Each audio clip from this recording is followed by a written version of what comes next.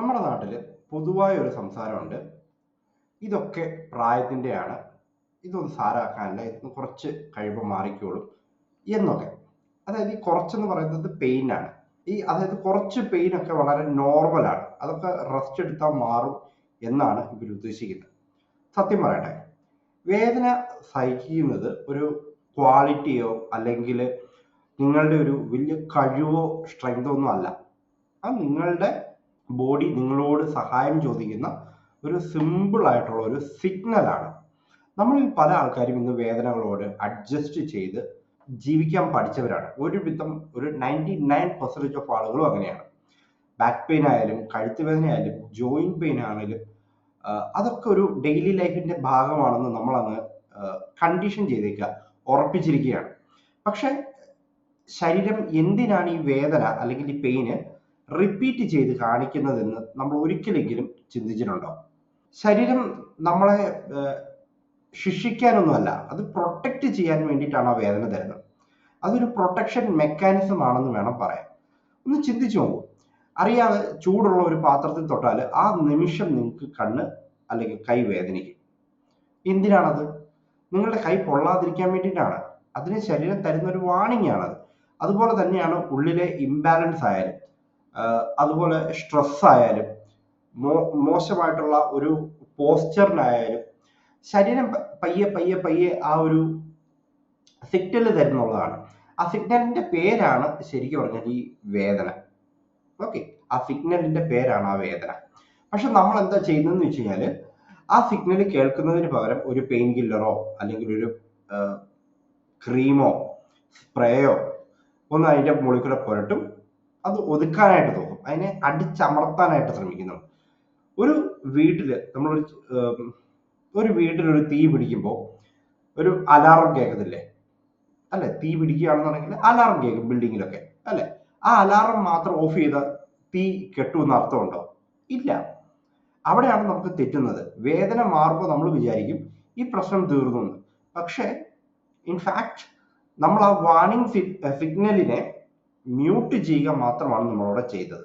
ചിന്തിച്ചു നോക്കിക്ക്. പലരും പറയുന്ന ഒരു കാര്യമുണ്ട്, രാവിലെ എഴുന്നേൽക്കുമ്പോൾ എനിക്കൊരു നടുവിനൊരു സ്റ്റിഫ്നെസ് ഉണ്ട്, കാലിനൊരു മരവിപ്പുണ്ട്, കൈക്ക് എന്തെങ്കിലും മരവിപ്പൊക്കെ ഉണ്ട്, അത് കുഴപ്പമില്ല എന്നൊക്കെ. അത് കണ്ടിന്യൂസ് ആയിട്ട് അത് നോർമലൈസ് ആയി, എല്ലാ ദിവസവും വരുന്നു, അത് നോർമലായി. ശരീരം ഹെൽത്തി ആണെങ്കിൽ വേദന ഇല്ലാതെ നമുക്ക് മൂവ് ചെയ്യാൻ കഴിയണം. ഹെൽത്തി ആണെങ്കിൽ വേദന ഇല്ലാതെ മൂവ് ചെയ്യാൻ കഴിയണം. വല്ലപ്പോഴും ഉണ്ടാകുന്ന ഒരു ക്ഷീണം അതൊക്കെ വല്ലപ്പോഴും വരുന്നതാണ്. നീർക്കെട്ടോ വേദനയൊക്കെ ഉള്ള ശരീരം ബാലൻസ് കുറച്ച് ഇംബാലൻസ് ആവുന്നതിൻ്റെയാണ്, വാതപിത്ത കഫം ഇംബാലൻസ് ആവുന്നതിൻ്റെ ലക്ഷണമാണത്. എന്നിരുന്നാലും നമുക്ക് വേദന ഒന്നുമില്ലാതെ മൂവ് ചെയ്യാൻ സാധിക്കുന്ന ഒരു കണ്ടീഷനാണ് നോർമൽ ആയിട്ടുള്ളത്. ഇപ്പൊ ഞങ്ങളെ കാണാൻ വരുന്ന ക്ലിനിക്കിൽ വരുന്ന പേഷ്യൻസ് പലരും പറയുന്ന ഒരു പോയിന്റ് ഉണ്ട്, അല്ലെങ്കിൽ സങ്കടമുണ്ട്. ഡോക്ടറെ, ഞാൻ ഇത് ഒരു 3, 5, 10 വർഷമായിട്ട് ഞാൻ ഇത് അഡ്ജസ്റ്റ് ചെയ്ത് കൊണ്ടു നടക്കുകയാണ്. ഈ വേദന, നടുവേദന എന്നുള്ളത് അവരതുമായിട്ട് പൊരുത്തപ്പെട്ട് കഴിഞ്ഞു. എല്ലാവരും പൊരുത്തപ്പെടുകയാണ്.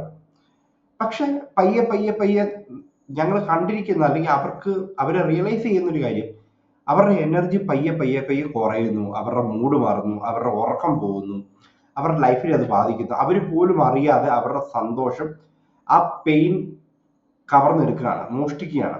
ഒന്ന് ഓർക്കുക, നിങ്ങളുടെ ശരീരം നമ്മൾ ഇപ്പം ഫ്രം എൻ്റെ പെർസ്പെക്റ്റീവ് നോക്കുമ്പോൾ ആ ശരീരം നിലവിളിക്കുകയാണ് ഒന്ന് സഹായിക്കാൻ.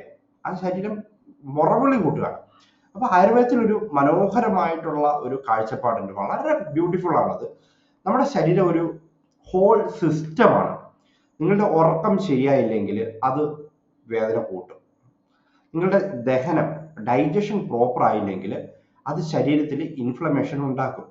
അതുകൊണ്ട് വേദനയുള്ള ആ ഒരു പർട്ടിക്കുലർ ഏരിയ അല്ലെങ്കിൽ ലോക്കലൈസ് ആയിട്ടുള്ള അവിടെ ട്രീറ്റ്മെന്റ് ചെയ്തിട്ട് മാത്രം കാര്യമില്ല. അവിടെ മാത്രമല്ല ചികിത്സിക്കേണ്ടത്, നമ്മുടെ മൊത്തം ലൈഫ് സ്റ്റൈലിലും കുറച്ച് മാറ്റം വരണം. അങ്ങനെ ആ റൂട്ട് കോസ് മാറ്റിയാൽ മാത്രമാണ് ശരീരം നോർമലായിട്ട് നാച്ചുറലി ഉള്ള ഹീലിംഗ് പ്രോസസ്സ് സ്റ്റാർട്ട് ചെയ്യത്തുള്ളൂ. അവിടെ ഞാൻ ഈ പറയുന്ന കുറച്ച് കാര്യങ്ങൾ, വളരെ പ്രധാനപ്പെട്ട സിഗ്നൽസ് പറയാം. അപ്പോൾ രാവിലെ എഴുന്നേൽക്കുമ്പോൾ വിട്ടുമാറാത്ത ഒരു സ്റ്റിഫ്നെസ്, മരവിപ്പ് അല്ലെങ്കിൽ തടി പോലിരിക്കുക എന്നൊക്കെ ഉള്ളതൊരു റെഡ് ഫ്ലാഗ് ആണ്. ഓക്കെ. സ്ട്രെസ്